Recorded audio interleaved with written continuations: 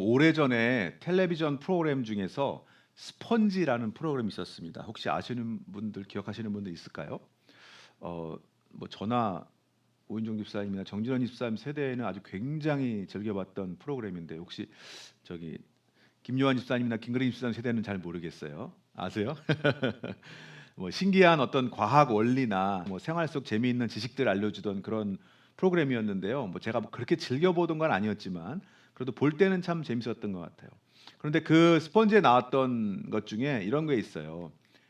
힘이 없는 여자도 뭐뭐뭐 하면 팔이 안 내려간다. 실험을 하는데요. 사람들이 이렇게 두 팔을 벌리고 서요. 그러면 그 뒤에 다른 사람이 가서 그 팔을 이렇게 밑으로 힘을 줘서 내리는 거예요. 그러면 팔을 벌린 사람은 이 자기 팔이 안 내려가도록 버티는 겁니다. 그런데 희한하게 처음 그냥 버틸 때보다 이거 하면 버티는 힘이 더 세지더라는 거예요. 팔이 더 안 내려가더라는 거예요. 심지어 힘이 약한 여자분들도 이것만 하면 팔을 버티는 힘이 더 세져서 팔이 잘 안 내려갑니다. 실제로 이제 많은 분들이 거기서 이렇게 직접 해보는데 실제로 그래요. 그 당시에 이제 출연자분들이 저 네모 안에 들어갈 것을 막 추측하는 거잖아요. 추측하는데 어떤 분들은 손 들어 하면 팔이 안 내려간다. 또 어떤 분은 같은 혈액형인 사람이 내리면 안 내려간다. 이런 분도 있었고, 또 어떤 분은 같은 여자가 팔을 내리면 안 내려간다. 이렇게 여러 가지 답을 냈는데 다 틀린 답이었어요. 여러분도 한번 맞춰보세요. 답이 뭘까요? 힘이 없는 여자도 뭐뭐뭐뭐 하면 팔이 안 내려간다. 건강해진다고 하면 일리 있어요. 팔이 안 내려간다. 말로 딱 건강해진다고 하면 그것도 한번 해봐야 되겠네, 그죠? 정답은 광고 후에가 아니고 정답은 설교 마지막에 알려드리겠습니다. 네, 궁금해도 참으세요. 여러분, 예수님께서 십자가 위에서 하신 7개의 말씀, 가상 실현을 우리가 다 7주 동안 살펴봤습니다. 마지막에 하신 말씀 다 이루었다. 그리고 아버지 내 영혼을 아버지께 부탁하나이다. 이 말씀을 하신 후에 이제 예수님께서 숨을 거두셨어요. 자, 오늘 본문 37, 38절 2절 다 함께 큰 소리로 읽어볼게요. 예수께서 큰 소리를 지르시고 숨지시니라. 이에 성소 휘장이 위로부터 아래까지 찢어져 둘이 되니라. 예수님께서 돌아가시자마자 특이한 일이 하나 벌어졌는데요. 바로 성소의 휘장이 위로부터 아래까지 쫙 찢어진 거예요. 두 쪽으로. 성소에는 휘장이 2개가 있는데요. 여기서 말하는 이 찢어졌다고 하는 휘장은 지성소와 성소를 구분하는 그런 역할을 하는 휘장입니다. 여기가 성소고요. 여기가 지성소예요. 그런데 이 성소에서 지성소로 들어가는 문 역할을 하는 게 휘장이에요. 커튼이죠. 커튼. 이 성소에서는요, 제사장들이 일을 합니다. 자기 당번이 되면 이 성소에 들어가서 떡상이라는 곳에 있는 떡을 새로것으로 갈기도 하고, 또 분향단에다 향을 피우기도 하고, 또 금촉대에 붙어 있는 불을 관리하는 일도 합니다. 이렇게 제사장들이 성소에서 일을 해요. 그런데 제사장들도 저 안에 커튼 안에 지성소에는 못 들어가요. 들어갈 수가 없습니다. 이 지성소에는 법궤가 있는 곳이에요. 물론 예수님 당시에는 이미 성전 그 지성소 안에 있던 법궤가 사라져 버리고 이제 없어져서 비어 있었습니다만, 아무튼 이 지성소는 법궤가 있는 곳인데 원래는 그 법궤 위에 하나님께서 임하시던 장소예요. 지성소는 하나님께서 임하시는 장소인데 그 지성소에 들어갈 수 있는 사람은 오직 한 사람, 대제사장뿐입니다. 근데 그렇다고 또 대제사장이 아무 때나 들어갈 수 있던 것도 아니에요. 1년에 딱 한 번, 대속죄일이라고 하는 절기에만 대제사장이 딱 한 번 들어갈 수 있었어요. 그래서 이 대속죄일에 대제사장은 지성소에 들어가서 그곳에 임하신 하나님을 배웠고 하나님의 말씀을 듣고 백성들에게 전합니다. 대제사장이 아닌 사람이 들어가면 어떻게 될까요? 즉시 죽임을 당합니다. 그리고 대제사장일지라도 대속죄일이 아닌 때에 들어가면 바로 죽임을 당해요. 그러니까 이스라엘 백성들 중에서 저 지성소에 들어가서 하나님을 만날 수 있는 사람은 오직 대속죄일의 대제사장 한 명뿐인 거예요.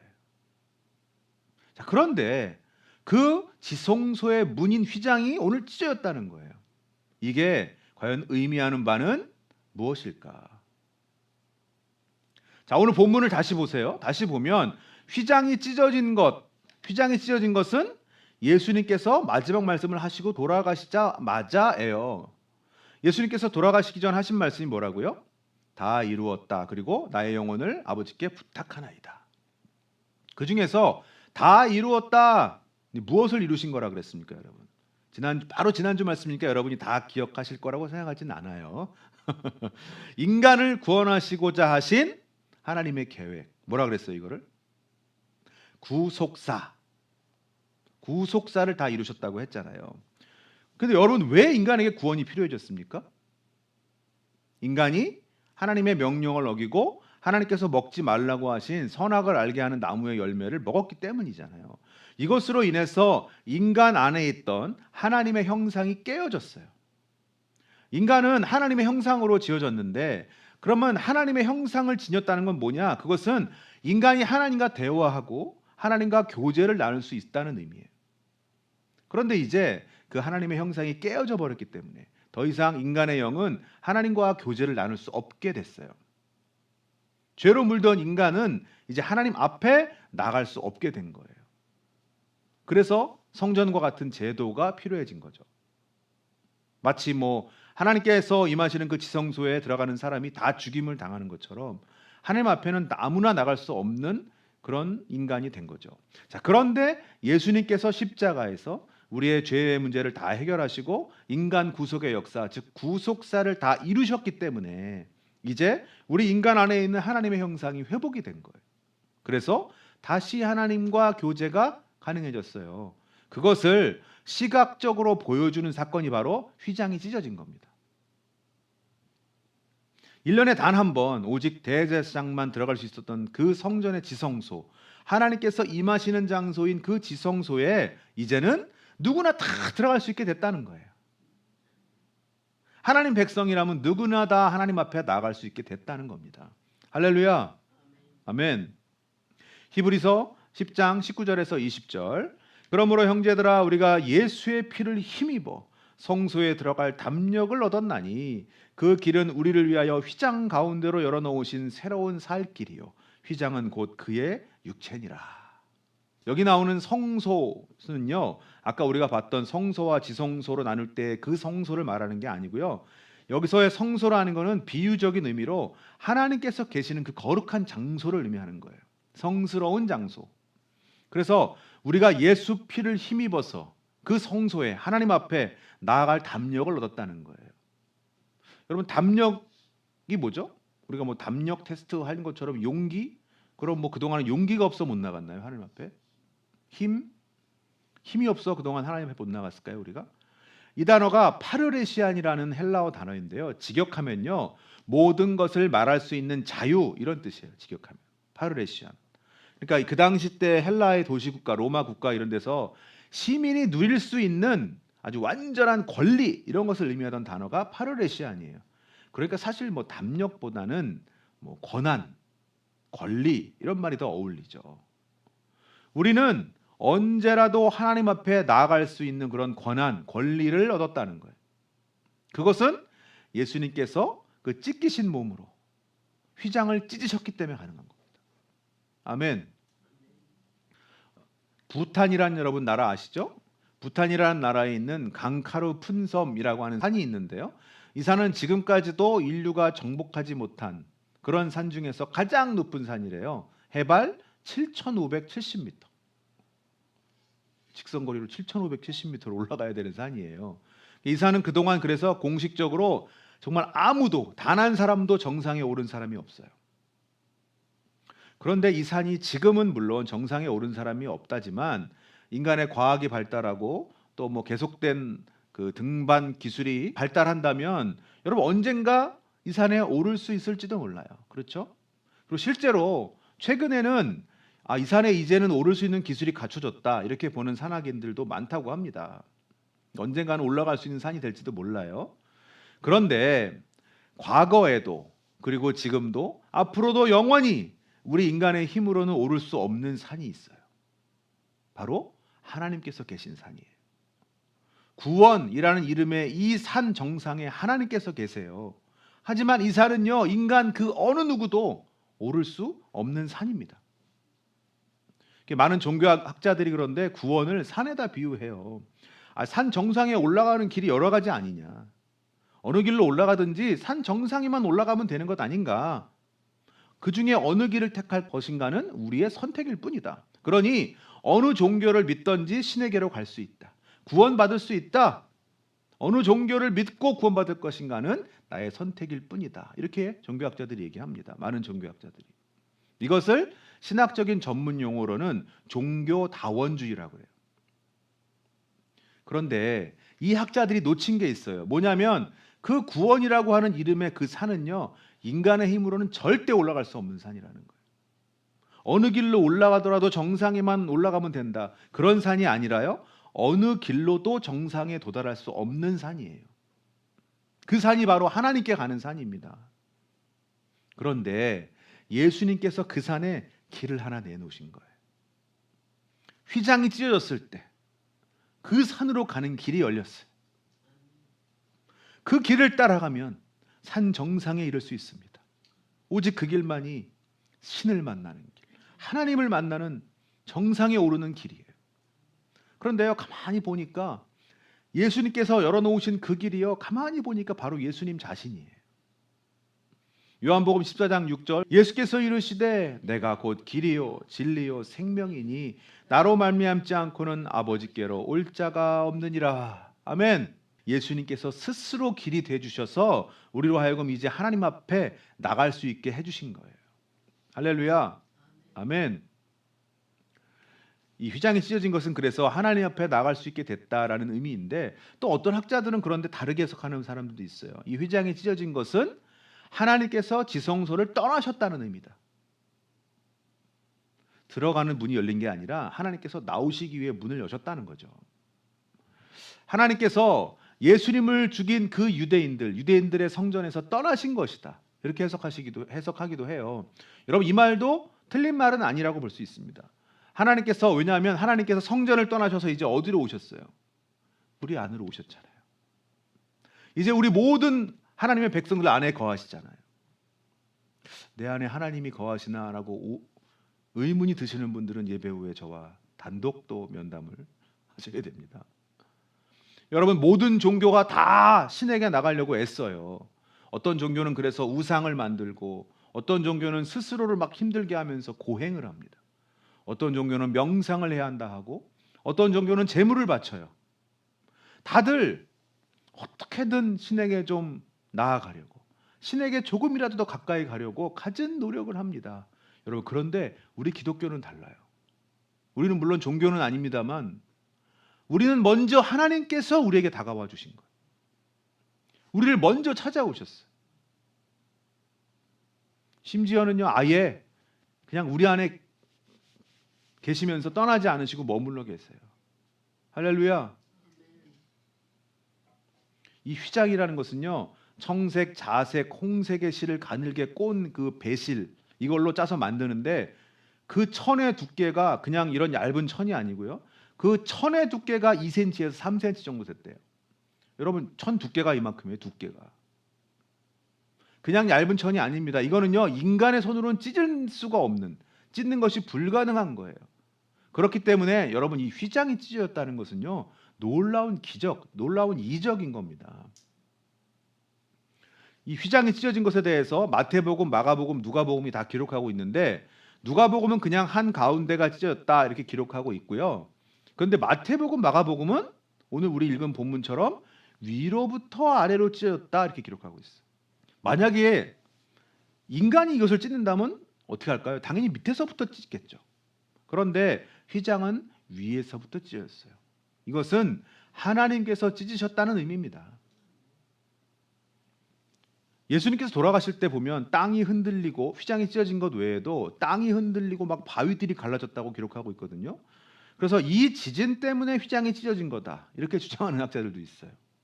그런데 성경 어디에도 그런 말은 없습니다. 휘장을 찢으신 분은 하나님이세요. 하나님께서 하나님께로 나오는 길을 다시 열어주신 거예요. 할렐루야. 2025년 작년 여름에 미국의 한 젊은 여성인 로지 폴릭이라고 하는 여성이 한 인터넷 커뮤니티에 짧은 영상 하나를 올렸어요. 뭐냐면 영상에서 이 로지 폴릭은 자신의 아버지인 버즈 에커라는 사람을 소개하면서 이렇게 제안을 했어요. 우리 아빠에게 편지를 받아보고 싶으신 사람이 있으신가요? 이런 영상을 올렸어요. 평소에 이 아버지인 버즈 에커는요, 딸인 로지 폴릭에게 편지를 엄청 많이 보냈었대요. 어릴 때부터. 특별한 일이 있을 때뿐 아니라 그냥 평상적인 일을 담아서 아버지가 편지를 딸에게 많이 보냈답니다. 로지 폴릭은 이게 너무 좋아서 그 아버지의 편지들을 다 보관하고 있대요. 그런데 이 사람이 그것에 착안해서 혹시 자신의 아버지에게 편지를 받고 싶은 사람이 있는지를 인터넷에 올린 거예요. 어떻게 됐을까요? 여러분, 이 영상이 아주 폭발적인 반응을 일으켰고요. 수백 명의 사람들이 편지를 받고 싶다고 신청했대요. 그래서 이 아버지 버즈 에커 씨가 그 사람들에게 한 글자 한 글자 정성을 다해서 아버지의 마음으로 편지를 보내줬대요. 그래서 그 편지를 통해서 많은 사람들이 새 힘을 얻고 위로를 받았답니다. 그래서 이 짧은 영상 하나로 시작된 이 일이 지금은 낯선 사람들에게 아버지의 마음을 전하는 Dad Letter 프로젝트, 아빠의 편지 프로젝트가 만들어지는 계기가 됐다는 거예요. 그래서 이 프로젝트가 알려지니까요, 막 아버지를 잃어버렸거나 외로움 속에 있거나 상처 속에 살아가는 사람들이 막 편지를 요청하기 시작했대요. 그 홈페이지에다가.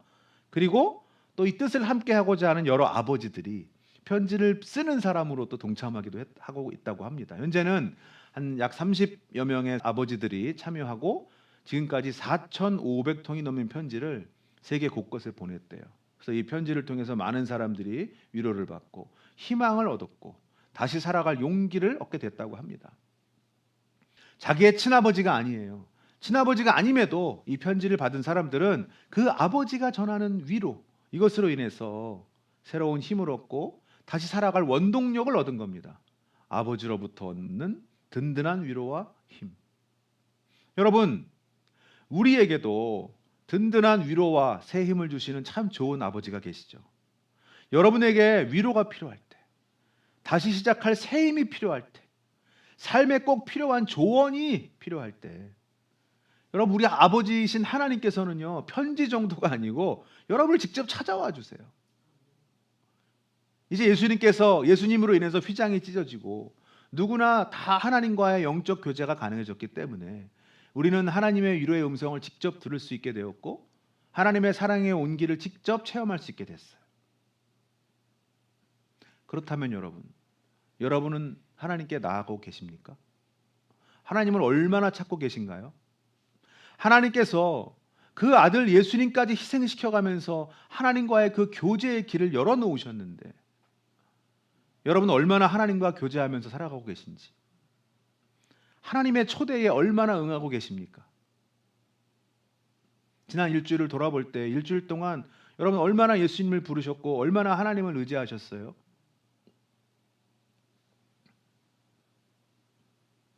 우리가 기도하는 것, 성경을 읽는 것, 묵상하는 것, 지금처럼 설교를 듣고 또 예배하는 것, 여러분 모두가 다 여러분 하나님 만나기 위해서 아닌가요?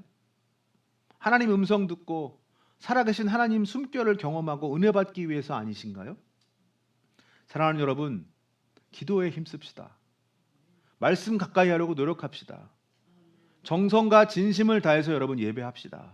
그러면 우리 하나님께서 그 기도를 통해서 또 말씀을 통해서 예배를 통해서 여러분 만나 주실 거예요. 여러분의 삶에 찾아와 주실 겁니다. 그리고 여러분에게 말씀해 주실 거예요. 하나님께 열심히 하나님 앞에 나아가는 여러분 되시기를 바랍니다. 날마다 정말 하나님과 교제하고 하나님과 동행하면서 살아가시는 여러분 되시기를 바랍니다. 아멘.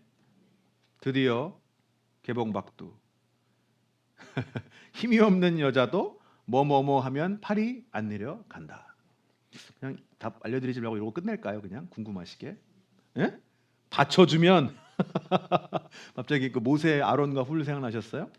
오래 기다리셨습니다. 드디어 정답 시간입니다. 정답은 힘이 없는 여자도 마시는 것만 생각하면 팔이 안 내려간다. 여러분 진짜일까요 이게? 실제로요 그 실험에서 참가자들이 각자 자기가 좋아하는 음식을 10번을 외쳐요. 막 회. 어떤 분은 족발. 그러니까요 희한하게도 힘이 세져서 진짜 팔이 안 내려가고 버텨지는 거예요. 심지어는 길거리에 있는 그 펀치 기계 있죠. 펀치에서 점수 나오는 거. 그것도 해봤는데 그냥 칠 때보다 좋아하는 음식을 10번 외치고 나서 치니까요. 모든 참가자들이 다 점수가 올라갔어요. 이게 여러분 실제로 과학적인 근거가 있다고 하네요. 일반적으로 좋은 환경에 내가 처하거나 또는 희망적인 상황에 놓이거나 어떤 마음이 좋아지면 우리 몸에 교감신경이라는 것이 활성화가 된대요. 그러면 근육이 수축이 된답니다. 근육이 수축이 되면 몸에 힘이 세지고 근력이 올라간다는 거예요. 과학적인 근거가 있대요. 예배 끝나고 우리도 한번 해볼까요? 저는요 여러분 딱 이것을 읽는데 시편 23편이 생각나더라고요. 여호와는 나의 목자시니 내게 부족함이 없으리로다. 많은 영어 성경들이 이걸 이렇게 번역합니다. The Lord is my shepherd, I shall not want. 직역하면 어떻게 되죠? 여호와께서 나의 목자시니 나는 원하는 것이 없도다. 내가 진짜로 부족한 것이 하나도 없을 만큼 모든 게 채워지고 모든 게 풍족하기 때문에 내게 부족함이 없으리로다 고백하는 게 아니에요. 실제로는 부족한 것도 있고 없는 것도 많지만 하나님께서 나의 목자라는 그 사실 때문에 나는 더 이상 원하는 게 없다는 거예요.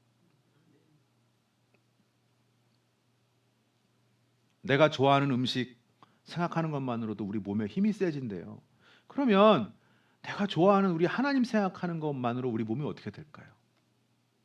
우리 마음이 어떻게 될까요? 우리 영혼이 어떻게 될까요? 여러분 더 이상 우리가 원하는 게 있을까요? 여러분 일주일 동안 우리 하나님 아버지 많이 생각하며 살아갑시다.